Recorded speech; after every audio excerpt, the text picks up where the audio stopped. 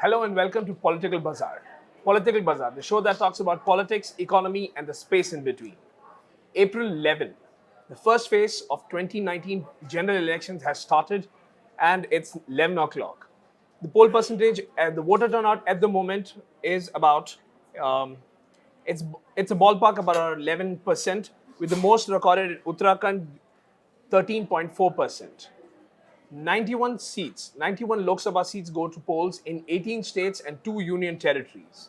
To discuss this and more with me, I have Gaurav Choudhury, the Deputy Executive Editor. Thank you, Gaurav. Perhaps since 2014, we've been talking about this. 2019 elections, it's going to be a big thing. This time, it's a 7-phase poll. The first phase has started, and you have gone and cast your vote as well. Tell me what you feel about this. So, see, there are 91 seats, and the most important part of the most important of these seats obviously will be the 8 seats in Uttar Pradesh that the BJP will be keeping a close eye on. Please remember that it's always, as it has turned out over the last several polls, that the way Western UP votes, it has an impact. It changes a bit of the dynamic of the rest of the state, how the rest of the states vote. So it's very crucial both for the BJP as well as the alliance, and also in several of these seats, the BJP is a defender. Okay. So they are sitting MPs from many of these seats, and so the stakes are higher for the BJP than the alliance. General BK Singh is contesting again from Ghaziabad. That's right. And Dr. Mahesh Sharma is contesting from Noida, Gautam Budh Nagar.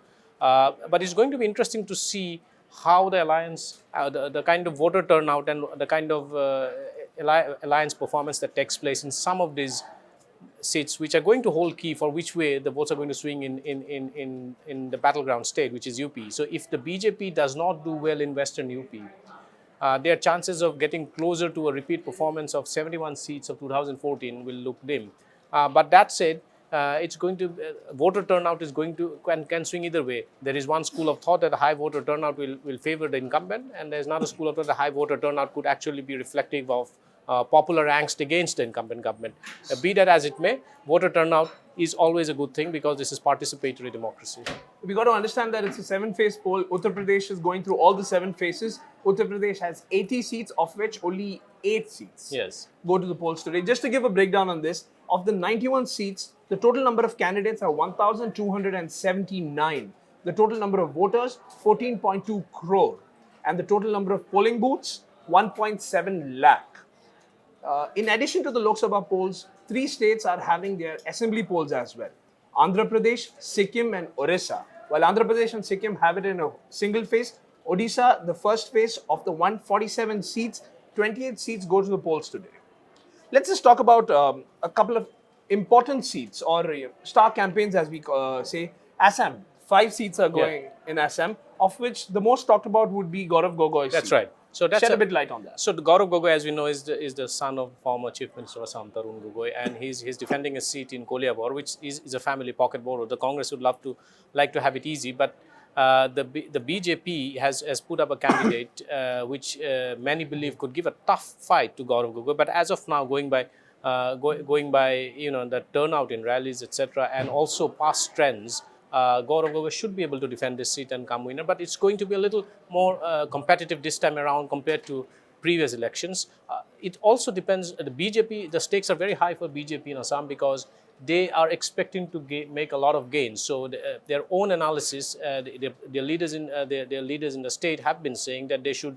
It should not be surprising if BJP ends up getting close to 10 or 11 seats out of 14 in Assam. That's going to big gain. And Assam, as if you have noticed, Assam is the biggest, politically the most important state in the entire Northeast. Out of 25, 14 seats come from Assam. So the BJP has come out with a project called Mission 21. So they're trying to.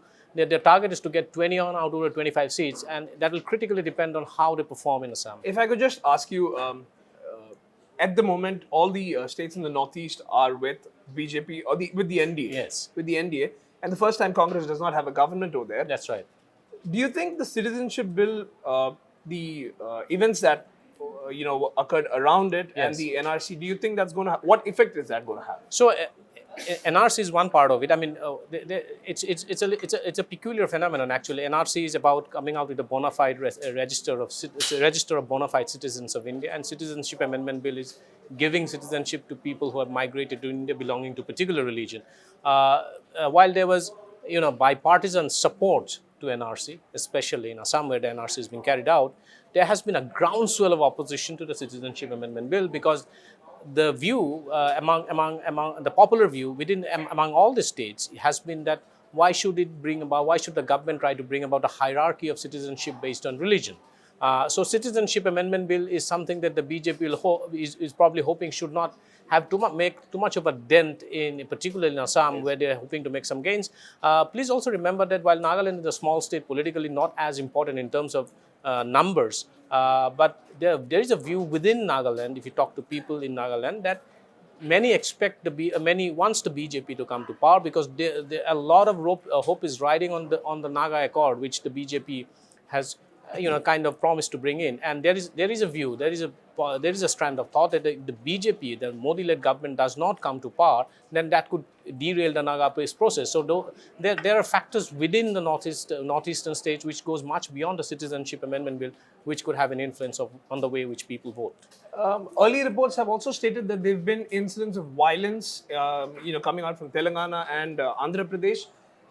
Some reports say that even quite a few of the EVMs are not working. Chandrababu Naidu has actually complained. He has asked for a repoll at this early. Do you think early on, the first phase of election, we've got 6 more to go, if there are such kind of glitches in the electronic voting machine, what do you think is going to be the impact in the following phase? Yeah, so this is not a one-off incident, and this is not one-off reports that we have been seeing during elections. Every election, whether be it assembly elections or national Lok Sabha elections, in the first phase, we always come across reports where there are complaints about malfunction in EVMs. But going along, it eventually turns out that while some reports are true, some of them are not actually true.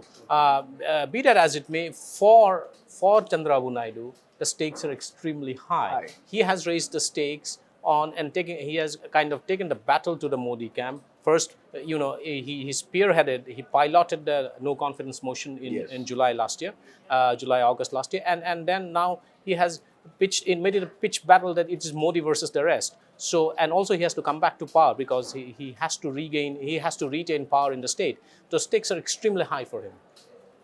We'll just also, just before we wind up, we'll just also talk about Bihar.